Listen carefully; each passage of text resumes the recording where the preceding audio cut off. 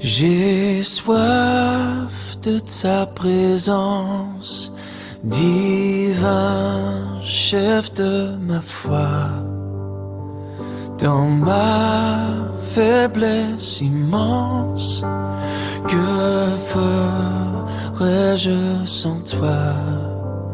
Chaque jour, à chaque heure, Je vous invite à prier au Seigneur, nous allons considérer sa parole. Notre bon Dieu d'amour éternel, merci encore une fois et pour toute l'éternité de notre salut précieux, Seigneur. Merci, Seigneur, merci. Seigneur, merci parce que tu nous as laissé ta parole, puissante, pleine d'amour, transformatrice, Seigneur. Et c'est ça que nous cherchons, Seigneur. Comme tu nous as dit dans ta parole, tu nous as sauvés pour nous rendre chaque fois plus semblables, d'après l'image de ton Fils. Ô Dieu, que ça se passe avec chacun de nous aujourd'hui, Seigneur, encore une fois. Garde-nous près de toi, Seigneur, en sainteté, en fidélité, Seigneur, dans ton amour. L'amour pour toi, l'amour pour ton Église, l'amour pour les âmes encore non converties. Nous te prions au nom du Seigneur Jésus. Amen. Et voilà. Oh, s'il te plaît. Voilà. Il y a une question là-bas pour tout le monde. Tu te plains? Mais vraiment, avec des barres d'or et de diamants, on n'a pas énormément à se plaindre. Hein? On aurait solutionné pas mal de choses chez nous, chez les autres, aider, etc., et ainsi de suite. Mais, Eliel, si tu as cherché une illustration pour qu'on puisse répondre « oui, je me plains », ce n'était pas la meilleure. Si tu as compris cette divergence entre la question et l'illustration, tu as tout compris. Continuons. Parce que il y a d'un côté la réalité qui se présente, mais il y a le ressenti. Et parfois, plusieurs fois, la plupart du temps, c'est le ressenti de la réalité, plutôt que la réalité elle-même, qui nous conduit dans nos décisions, dans notre perception du monde, et ainsi de suite. Je vous donne un exemple. En 2 Rois, chapitre 6, nous avons quelques versets qui nous racontent. « Et il envoya des chevaux et des chars et des grandes forces, et ils allèrent de nuit et environnèrent la ville. » Ici, on parle des ennemis du peuple de Dieu. « Et celui qui servait l'homme de Dieu se leva de bon matin et sortit, et voici une armée entourait la ville, et des chevaux et des chars.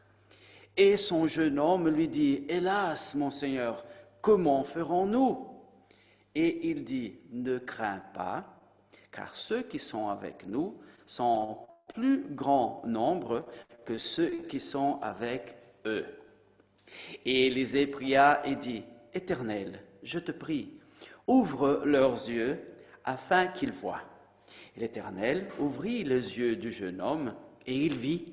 Et voici, la montagne était pleine de chevaux et de chars de feu autour d'Élysée. C'est-à-dire que le jeune homme, il craignait, il était terrifié, mais de son ressenti de la réalité, plutôt que de la réalité elle-même. Et quand il a compris la réalité, là, il était tranquille et sécurisé. Mais en plus de ça, de ce que chacun de nous réagissons, vivons, conduisons notre vie plutôt d'après notre ressenti de la réalité que de la réalité elle-même, il y a aussi la question d'un côté de se plaindre et d'un autre. Ça sera une surprise pour quelques-uns de nous, mais la Bible nous apprend à lamenter. La Bible parle de lamenter, qui n'est pas la même chose que se plaindre. Si on pourrait vite faire une petite différence entre l'un et l'autre, lamenter, c'est reconnaître, peut-être à travers les mots, reconnaître une situation triste, c'est malheureux, c'est triste, il faut admettre. Tandis que se plaindre a une nuance de chercher à qui pointer le doigt. Je lamente la situation de notre monde, que nous nous plaignons de ça ou pas, elle est lamentable. Et on lamente la situation. Mais se plaindre, c'est plutôt dire, voilà, c'était toi, ou alors pourquoi est-ce qu'il ne fait rien? Et dans la Bible, lamenter dans ce sens-là, c'est quelque chose autorisé, c'est quelque chose faisable devant la présence du Seigneur. Voyons quelques exemples de l'un et de l'autre. Avant ça, encore, il faut considérer, voilà, déjà, la réalité versus notre ressenti de la réalité, qui diverge beaucoup. Après, la question lamenter et se plaindre, et encore l'expression culturelle. Je n'ai pas besoin d'aller loin, parce que dans notre toute petite Belgique, nous sommes divisés en 3 langues. Et je sais dire que là donne directement une façon différente de percevoir la réalité, qui vient avec la langue, la culture, et une façon différente de l'exprimer. C'est-à-dire que peut-être, à vous de me dire, quelque chose qu'en Flandre serait une lamentation, si nous l'entendons ici, ça sera une plainte, et vice-versa. C'est-à-dire que culturellement, il y a ça. La façon d'exprimer quelque chose comme une lamentation pour une personne est aperçue pour une autre personne comme une plainte, et ainsi de suite. Il faut considérer tout ça. Pourquoi? Mais voyons les exemples maintenant. Luc, chapitre 10, verset 40. Autre exemple, Luc 8, 24. Et ils vinrent et le réveillèrent, disant, « Maître, Maître, nous périssons. » Alors, ce n'était pas pour dire, « Seigneur, tu vois, on périsse, c'est dommage, mais c'est la vie. » Non. Il y a, même s'ils sont là pour demander son aide, mais la Bible dit que juste avant, ils se battaient et le Seigneur dormait tranquillement. C'est-à-dire que là, c'est « Maître, Maître, ok, nous périssons. » Ok. Genèse 21, verset 10. « Chasse cette servante et son fils, car le fils de cette servante n'héritera pas avec mon fils, avec Isaac. » Pardon, qui avait généré cette situation-là? Elle-même. Elle-même avait donné la situation où elle s'est trouvée maintenant et de laquelle elle se plaignait. Et combien de fois ce n'est pas notre cas? Nous nous plaignons de choses que nous-mêmes avons données. Et alors il y a Job 3, verset 1. Et là, c'est où ça touche un peu la question culturelle de s'exprimer. Il me semble qu'en Belgique, on ne s'exprimerait pas de cette façon-là.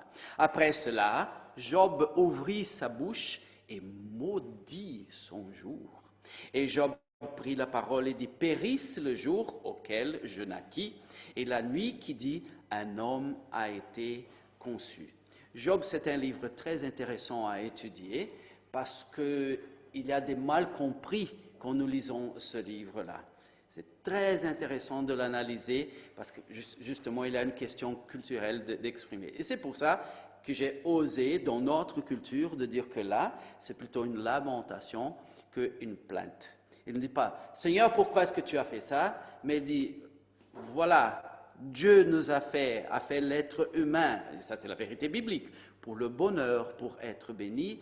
Et moi, en tout cas, je me trouve dans une situation pénible. Il lamente ça. Oui, il y a le même maudire, c'est quand même fort pour nous. On va arriver bientôt dans une situation semblable. Lamentation 1 et 1. Là, c'est plus facile de tricher pour savoir si c'est une lamentation ou une plainte. Lamentation 1 et 1. Comment est-elle assise solitaire, la ville si peuplée? Il lamente la situation de Jérusalem. Celle qui était grande entre les nations est devenue comme une veuve. La princesse parmi les provinces est devenue tributaire. Encore Matthieu 23, 37. Jérusalem, Jérusalem, la ville qui tue les prophètes et qui lapide ceux qui lui sont envoyés. Que de fois J'ai voulu rassembler tes enfants comme une poule rassemble les poussins sous ses ailes. Et vous ne l'avez pas voulu. C'est lamentable. Avant de continuer nos réflexions dans ce sens-là, j'ai ici, au secours, j'ai une situation à vous présenter. Mais comme c'est une situation bien complexe, je vous prie de faire bien attention à ce que je veux dire maintenant, d'accord? J'ai besoin de votre aide pour ma question. Alors, tout le monde attentif? La situation, c'est quelqu'un avec un crayon émoussé. Et là, il voit deux personnes. Une personne avec un taille-crayon et une autre personne avec un pot de beurre. Vous saisissez bien la situation, je le répète. Ok, c'est compliqué. À laquelle demanderez-vous de l'aide, s'il vous plaît? Je vous donne du temps pour réfléchir. Quelqu'un? Vous voyez, c'est difficile, personne ne me répond. Voilà, mon frère. Tu demandes l'aide pour ton crayon émoussé à celui avec le pot de beurre ou avec celui avec le taille-crayon? On va pas demander à la bonne personne parce qu'il fera pas le beurre. Ah, d'accord. Alors toi, ma sœur, tu demanderais à qui? Mais voilà, il y a quand même des gens intelligents ici à Carnières. Hein? Très bien, très bien. J'approfonde un peu. En voyant qu'il y a ceux qui savent répondre, j'approfondis un peu.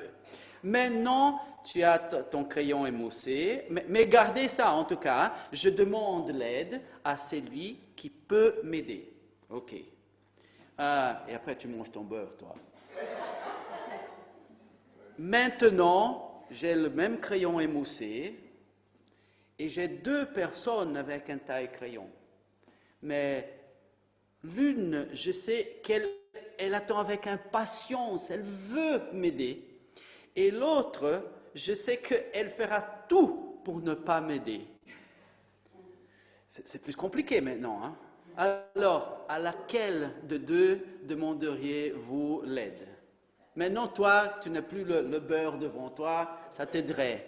À qui tu demanderais de l'aide? À celui qui a hâte de t'aider ou l'autre qui ferait tout pour ne pas t'aider? Waouh, tu vois, c'est le couple là. Hein? Génial. Très bien, très bien. Le couple génial de Carnières. OK. Cette situation et cette compréhension étant données, continuons. Le psaume 13, verset 1. Jusqu'à quand, ô Éternel, m'oublieras-tu toujours? Jusqu'à quand cacheras-tu ta face de moi? Avant n'importe quoi, n'importe quel type de conclusion que nous puissions avoir de ce qu'il a exprimé, allons vers Luc 14 et 6, qui dit, le Seigneur Jésus, hein, si quelqu'un vient à moi et ne hait pas son père et sa mère et sa femme et ses enfants et ses frères et ses sœurs et même aussi sa propre vie, il ne peut être mon disciple. Question. Est-ce que la Bible nous apprend quelque part entre Genèse et Apocalypse à haïr nos parents ou nos enfants? Non.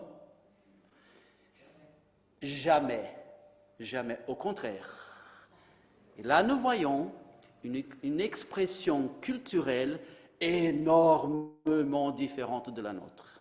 Si c'était en belge, ça serait, écoutez, si quelqu'un veut me suivre, il faut qu'il m'aime plus que ses parents, plus que ses enfants, et ainsi de suite. Mais Eliel, ce n'est pas ça qu'il a dit. Oui, mais c'est quelqu'un du Moyen-Orient. Et quand il s'exprime, c'est comme ça, c'est tragique, ce sont les extrêmes, etc. OK? Une façon différente de la nôtre pour dire une chose pour laquelle nous sommes d'accord. Maintenant, nous sommes capables de revenir à notre psaume 13, verset 1. Il dit, jusqu'à quand Est-ce que pour vous, c'est en rouge éternel? Pas énormément, hein? Voilà. Il est encore dans le rouge que Luc a exprimé aujourd'hui. Le mien, c'est déjà le deuxième rouge. OK. Jusqu'à quand, éternel est censé être en rouge? Ô éternel, m'oublieras-tu toujours? Jusqu'à quand cacheras-tu ta face de moi? Déjà à la base, hein, Dieu s'est présenté à son peuple avec ce nom-là, éternel, quand il a invité le peuple à sortir de l'esclavage d'Égypte, et que là, c'était, oui, même si nous sommes en esclavage, mais ici nous avons à manger, nous avons un toit sur notre tête, et ainsi de suite, et Dieu nous appelle à aller au désert où il n'y a pas à manger, où on est dans toutes les circonstances que nous ne savons pas gérer. Et là, il dit, oui, mais dis-leur que c'est l'Éternel. L'Éternel, un mot que nous avons pour nous dans notre langue, mais qui veut dire « je suis et je serai ». Je suis qui je suis, parce que Dieu, il est toujours, il a toujours existé, il va toujours exister, et en tant que Dieu. Mais le mot pour son nom veut dire aussi celui qui sera. Vous allez au désert, mais moi, je serai avec vous. Ah! Et quand il invoque le Seigneur ici, il invoque celui qu'il sait, qui est avec lui et qui sera avec lui. L'Éternel, le Seigneur, le Dieu qui sait tout, il n'oublie rien. Il aime, il est gracieux, il est miséricordieux. Et quand il pose sa question, quand il demande le secours, il dit « Je m'adresse à celui qui est capable de m'aider et que je sais qui veut m'aider. » Ah, vous vous rappelez le crayon émoussé? J'appelle à l'aide celui qui sait m'aider, qui est tout à fait capable de m'aider et qui veut m'aider. Voilà. Jusqu'à quand, Éternel, je sais que tu es capable de m'aider et que tu veux m'aider. M'oublieras-tu toujours? Jusqu'à quand cacheras-tu ta face de moi? Et là maintenant, la deuxième fois, j'ai tout le restant presque en rouge pour dire que il sait que Dieu veut l'aider, que Dieu est capable de l'aider et que Dieu veut énormément l'aider, même quand et même si son ressenti n'y correspond pas à chaque fois. Éternel, c'est-à-dire j'admets, tu sais m'aider et tu veux m'aider. C'est plus que prouvé dans mon expérience avec toi. Même si le ressenti de la réalité me dit tout à fait le contraire maintenant. C'est ça qui comprend sa question. Jusqu'à quand, ô Éternel, m'oublieras-tu toujours? Jusqu'à quand cacheras-tu ta face de moi? La situation à laquelle je fais face maintenant, elle ne démontre pas ça. Mais je sais, je t'appelle Éternel. Je sais que tu es prêt à m'aider. Continuons. Et c'est pour ça que maintenant est en rouge le haut et le point d'interrogation. Même si le ressenti de la réalité ne me montre pas du tout, je t'appelle Éternel parce que je sais que tu peux et tu veux m'aider et c'est pour ça que je t'invoque. Ô Éternel. Et c'est pour ça que c'est à toi que je pose la question. Parce que même si tu as toute la condition de me secourir, si je croyais que tu ne voulais pas, je ne t'invoquerai pas. Jusqu'à quand, ô Éternel, m'oublieras-tu toujours? Jusqu'à quand cacherais-tu ta face de moi? Oui, nous, dans notre culture, nous dirons, mais quelle façon bizarre de s'adresser à Dieu, si c'est comme ça qu'il croit. Oui, mais rappelons-nous le verset que le Seigneur Jésus a dit, il faut haïr ses parents. Non, ce n'est pas ça. C'est leur façon, dans leur langage et culture, d'exprimer. De la même façon dans le psaume 13. Continuons. Verset 2. Jusqu'à quand consulterai-je dans mon âme, avec chagrin dans mon cœur, tous les jours? Jusqu'à quand mon ennemi s'élèvera-t-il par-dessus de moi? Et là, j'invoque une autre lecture qui viendra de pair avec celle-ci. C'est Jacques 4 et 14 qui dit, vous, 14 et 15, qui dit, vous qui ne savez pas ce qui arrivera le jour de demain. Car qu'est-ce que votre vie? Car elle n'est qu'une vapeur paraissant pour un peu de temps et puis disparaissant.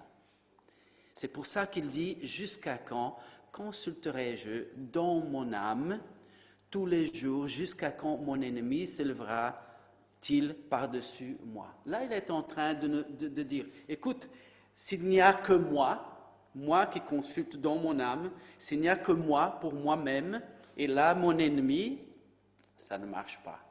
C'est pour ça que j'invoque l'Éternel. » Et là, quand nous lisons Jacques 4,14, il dit « Mais que sommes-nous?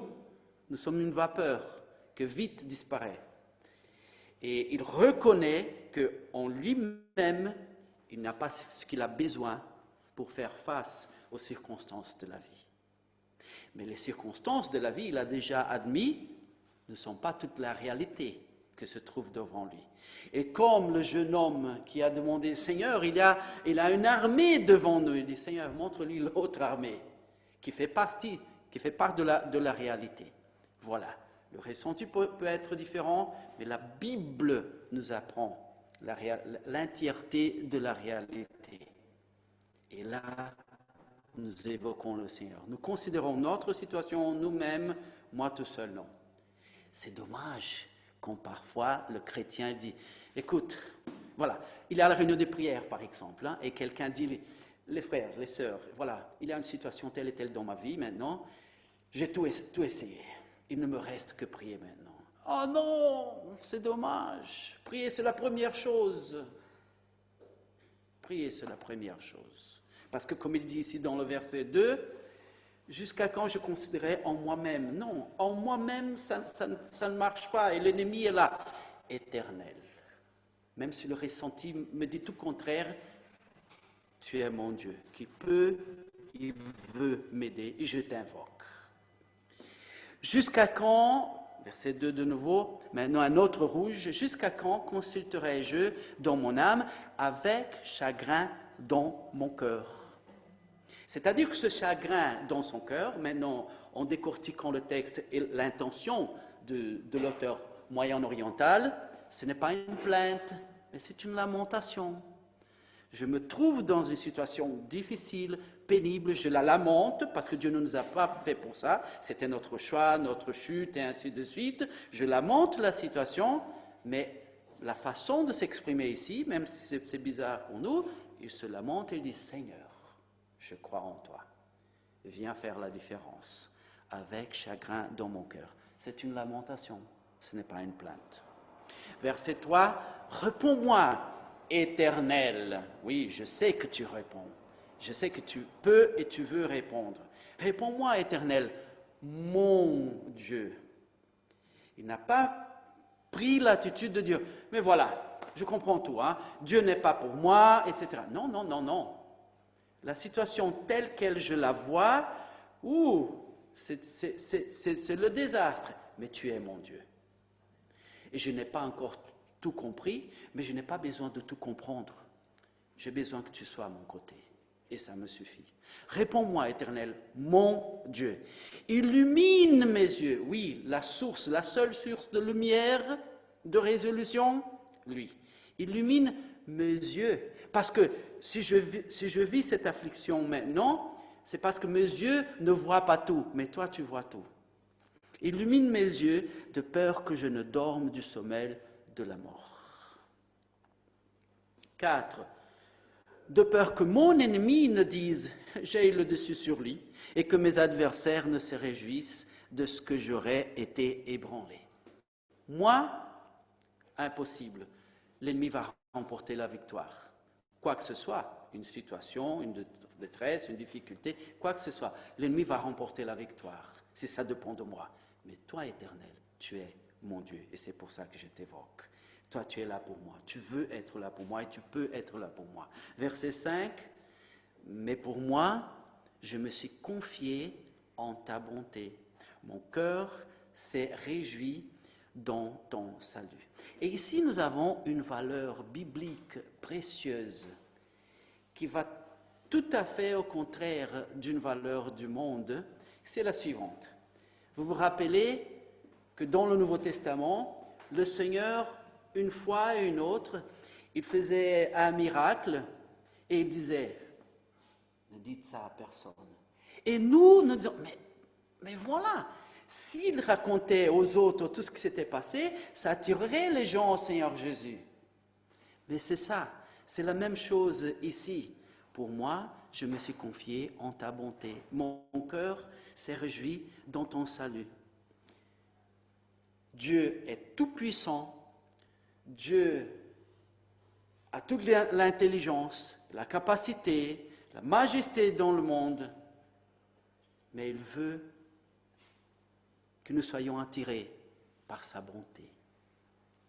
Toute sa sagesse, toute sa capacité de faire tout et n'importe quoi ne nous servirait à rien sans sa bonté.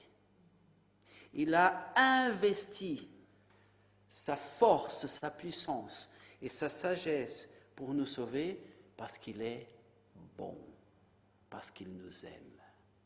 Et c'est pour ça, en comprenant ça, le psalmiste dit, mais pour moi, il voit ses ennemis, je dis, ah Seigneur, je me confie dans ta puissance. Non, toi Seigneur, tu sais la meilleure façon de le vaincre. Non, mais pour moi, je me suis confié en ta bonté. Mon cœur s'est réjoui de ton salut. Le salut, ici c'est un salut dans la guerre, hein? Mais pour lui et pour nous, c'est le salut dans toutes les situations et surtout le salut de notre âme. Parce que à quoi sert à l'être humain? Gagner tout le monde et perdre son âme. Mais là, il lie le salut de Dieu à sa bonté. Notre Dieu est bon, malgré notre ressenti dans ce monde chaotique. Ses promesses s'accomplissent les unes après les autres et bientôt nous serons avec lui dans la perfection. Et en attendant, nous sommes déjà avec lui à notre côté. Plus que ça, nous sommes la génération des enfants de Dieu, de toute l'histoire des enfants de Dieu. Nous, l'Église du Seigneur Jésus-Christ, nous sommes la génération bénie d'être habitée par Dieu.